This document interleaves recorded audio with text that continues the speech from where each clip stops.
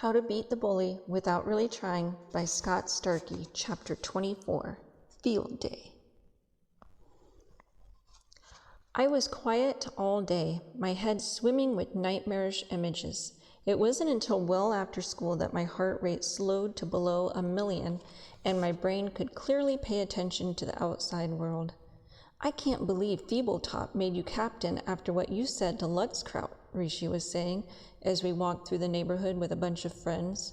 I keep flashing back to that look on her face, priceless. The best part, though, is that with you as captain, we can't lose. Huh? I didn't like the sound of that. We have to win, Slim added. Why? Greg asked. Super adventure, Slim yelled in his face. I'm not worried, though, Rishi continued. We can't lose. Dave is like lightning fast, and Rodney, well, he's Rodney Rathbone. It's going to be awesome at Super Adventure. Besides the regular coaster, they built a new one, Destination Death. I didn't want to hear any more. First of all, I hate roller coasters, but it wasn't just that. Half the school was expecting me to lead them to victory. Meanwhile, every time I've held a key position during an athletic event, I've choked and lost it for my team. Just last year, back in New York, I tripped right before the finish line on the 100-yard dash. Dave was running it at Baber's Field Day and not me. The 100-yard dash was worth the most points. Chicken Legs McGraw is on the white team, and he's real fast, Greg was pointing out. Rishi smiled. True, but next to Dave, he looks like a slug. We continued walking toward the old abandoned school near the McThugs. I realized that the pressure was squarely on Dave and not me. I began to relax a little, until the hairs on the back of my neck suddenly rose. Something felt eerily wrong. I glanced behind us. A red car was inching along, keeping pace. I looked at the driver. She wore a scarf and had big sunglasses. Something about her nose looked familiar, but I couldn't be sure. Then the car drove below a tree, and the bright glare on the windshield disappeared, revealing another woman sitting in the passenger seat. It was Mrs. Lutzkraut following us, following me. Just as I was about to yell, the car sped off. What's with that guy? Rishi asked, pointing at the car. That was no guy. It was Mrs. Lutzkraut, and I think Longnose might have been with her. Ha ha, nice one, Rodney, Rishi laughed, slapping my back. No, I'm serious. She was always kidding, this guy. I didn't say any more. They wouldn't have believed me. I'm not sure I believed it. Was it her? I felt jittery all over, made an excuse to leave, and went straight home. Almost before I knew it, field day arrived. I got dressed that morning and pulled on a blue t-shirt. Besides a few odd, knowing looks, Mrs. Lutzkraut hadn't done anything else, and I approached the day with only the mild dread of having to lead half the school to victory. My mom wished me good luck as I headed toward the door. Penny wasn't quite as generous. I hope you don't mess up like in New York, she teased. Penny, my mother scolded, wish your brother luck. Okay, good luck trying not to mess up. With those words of encouragement, I said goodbye and walked to the bus stop. I heard the deep noise of the bus engine before I saw the familiar yellowish gold. As it approached, it seemed louder than usual, and when I climbed aboard, I realized that the racket wasn't from the engine alone. The students were cheering. Every kid in blue was chanting, Rod, Rod, Rod. Kids on the white team eyed me nervously but said nothing. With each cheer, a knot in my stomach twisted.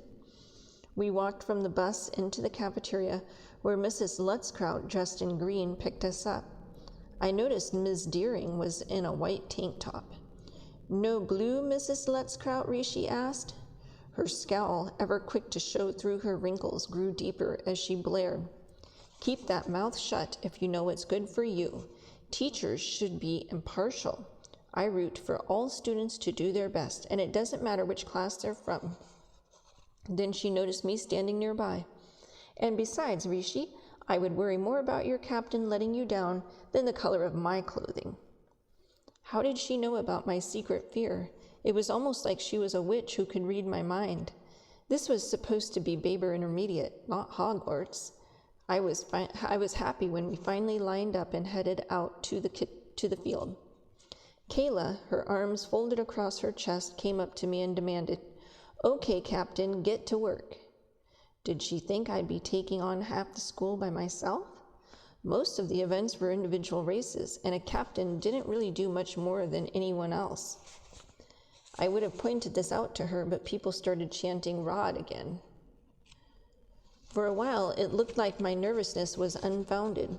With the exception of the obstacle course, where Slim got stuck in a tree, we won every morning event, and it was during the class versus class battle of Capture the Flag that Rishi ran by saying, we have it won. All we have to do now is watch Dave win the 100-yard dash this afternoon. We can lose the tug-of-war later and still win." I nodded coolly, but I exhaled one giant sigh of relief. The rush of air got caught in my throat, however, as a scene unfolded before my eyes. Dave did a spin move during Capture the Flag and ran by a white Team Tager, but he hadn't noticed Josh slicing toward him from his blind side. Josh clearly didn't care about the score in the game. He was going in with a lowered shoulder. Dave saw him, but it was too late. He and Josh collided with a sickening smack. Dave crunched to the ground in a heap and didn't get up. Our team stood in shock, watching Dave on the ground holding his ankle.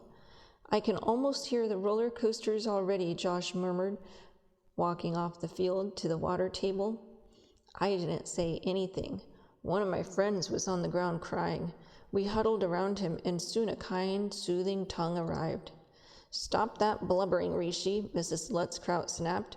"What did you hurt? Why are you crying?" Jessica turned to her. "Dave's actually the one hurt, Mrs. Lutzkraut."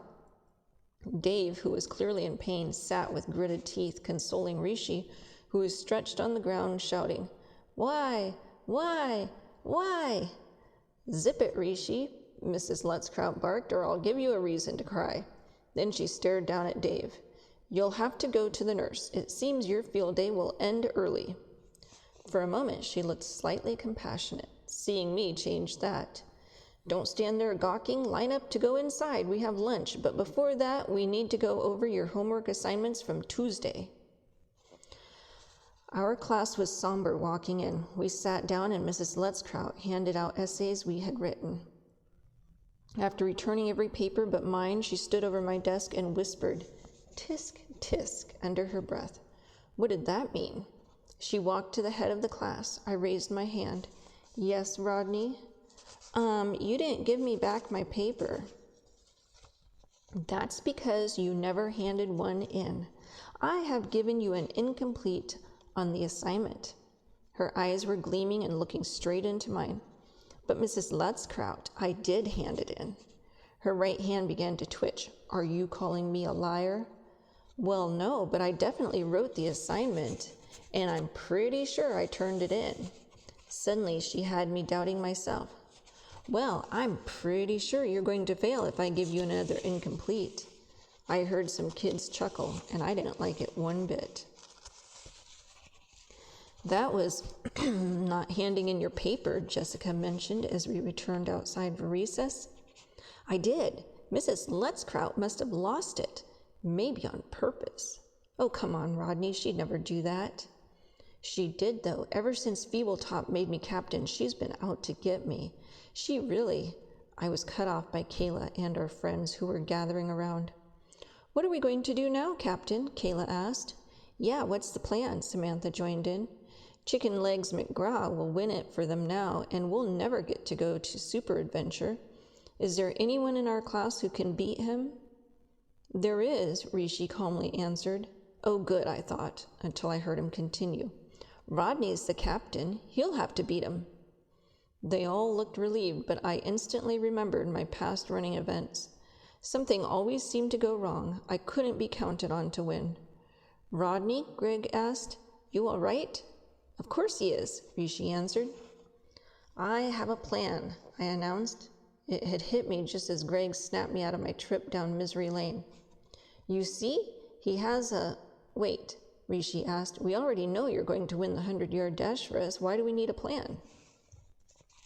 "You said it'd be close," I explained. "Well, I have a way to win the tug-of-war for sure, and I've done the math. We just have to win one of the last 2 events to win field day.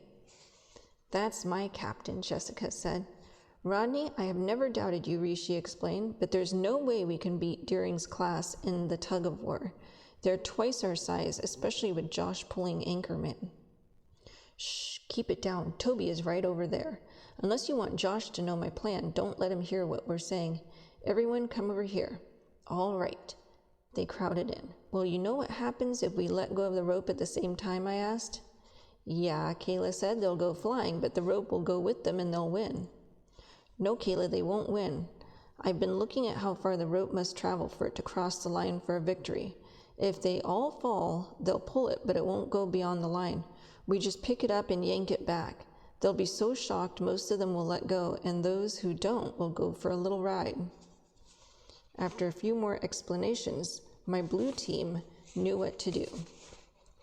As the field day competitions returned, the kids in white were laughing and smiling.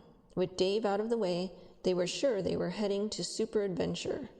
Armed with my plan, I wasn't sweating it. We lifted the thick brown rope. I was third from front behind Rishi and an unsuspecting Toby. Jessica was right behind me, and Slim was in the back with Greg. Ms. Deering's class dropped their smiles and looked at us with grim, determined faces. I could see Josh way at the end, Anchorman. He looked ready to pull us over all by himself. I also noticed that Mrs. Lutzkraut had come over to watch the big event. When I blow the whistle, begin pulling, but not until then, Mr. Ball, the gym teacher, announced. Many of us were already yanking a bit. The rope was taut. I felt alive and ready. The whistle blared and the rope lurched forward. I could feel it slide a bit in my hands and my feet began to give way. I wanted to wait a couple of seconds, but we were being pulled hard, and I didn't think we could last. Now, I shouted. Everyone in our class, except Toby, let go of the rope.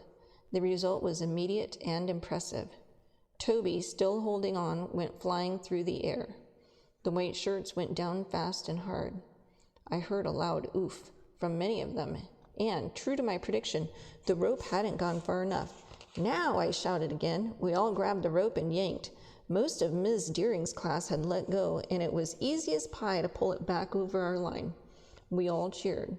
We had won field day and were so busy dancing around yelling that it took a few minutes to hear Mrs. Lutzkraut shrieking above the commotion. Gradually, we stopped cheering and stood silent looking at her. Letting go of the rope is not allowed in the tug of war, she was shouting, making sure Mr. Ball and 2 other students in particular could hear. It's dangerous. Rodney, I distinctly heard you yell now right before the rope went flying. This was all your idea, and now look what you did. I hope Josh and Toby weren't hurt by your actions. At this, I looked over at the white team. They were a sad sight, a large pile of bodies with one boy buried at the bottom. With their own force, they must have fallen backward onto Josh. I could see his face, full of pain, rage, and embarrassment. His eyeballs were flaming red and staring my way. Then I saw another unwelcome sight. Toby had flown a good 10 feet and landed in the one puddle left over from last week's rain. He too was glaring directly at me through a brown, smeared face. Was this some kind of joke on me and Josh? He yelled. My plan had reawakened the beast. Josh was pushing people off him and looking ready to kill someone. Toby was walking over to him. Gripped by a surging sense of panic, I almost didn't hear Mr. Ball add, "Thank you, Mrs. Lutzkraut, for being such an objective witness, but I'm afraid this means your class is disqualified in the tug of war." The white team cheered. Rishi threw himself to the ground in dismay. Most of my classmates couldn't believe that their own teacher had ruined it for them, but they also gave me dirty looks, blaming me for the loss. Mrs. Lutzkraut stared in my direction and suddenly stuck out her tongue. "Look!" I screamed, but it was too late. She had turned around. Kayla muttered, "Nice going, Captain."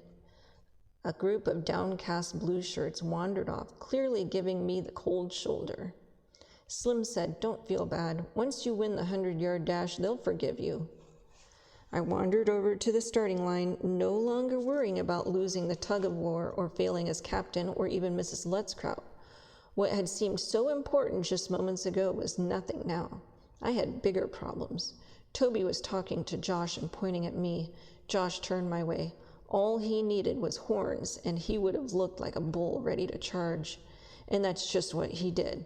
With a savage yell, Josh flung Toby to the side and began running straight at me. I looked around. There was only one person close to me. It was Mrs. Lutzkraut, and believe it or not, I was relieved to see her.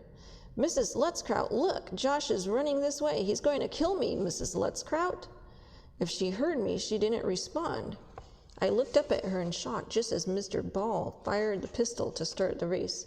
Instead of waiting around for Josh to trample me, I took off running. I ran like my life depended on it, which it probably did. I ran faster than I ever had before. My panicked, maniacal, fear-driven run was so fast that I escaped Josh and dusted all the competition, including Chicken Legs McGraw. At the other side of the 100 yards, I was still running on instinct, like a rabbit escaping a fox, and I didn't really understand why I was met by a white ribbon hitting me in the chest, and why Mr. Feebletop was raising my hand into the air, and why Mr. Ball was yelling blue winds, and why Mrs. Lutzkraut was pulling out clumps of hair, and why every blue-clad student was encircling me and cheering. I had won field day without even knowing it.